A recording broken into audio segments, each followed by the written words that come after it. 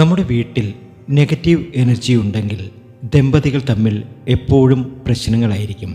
കാര്യകാരണങ്ങളില്ലാതെ വഴക്ക് കൂടുക, സാമ്പത്തികമായി പിന്നോട്ട് പോവുക, ഒരു രീതിയിലും ഒരു ഐശ്വര്യമില്ലായ്മ, എത്രയൊക്കെ സമ്പാദിച്ചാലും പണം നിലനിൽക്കാതിരിക്കുക, ഇതൊക്കെ വീട്ടിലെ നെഗറ്റീവ് എനർജി കൊണ്ട് സംഭവിക്കുന്നതാണ്. ഇങ്ങനെ നിങ്ങൾക്ക് സംഭവിക്കുന്നുണ്ട് എങ്കിൽ നിങ്ങളുടെ വീട്ടിൽ കിടപ്പുമുറിയുടെ 4 കോണുകളിലും ഒരു നാരങ്ങ വയ്ക്കുക.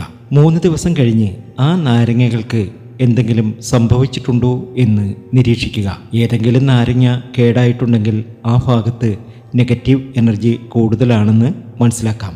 നാരങ്ങയ്ക്ക് ഒന്നും സംഭവിച്ചില്ലെങ്കിൽ നിങ്ങളുടെ വീട്ടിൽ നെഗറ്റീവ് എനർജി കുറവാണെന്നും പരിഹാരങ്ങൾ ഒന്നും ചെയ്യണ്ട എന്നും സാരം.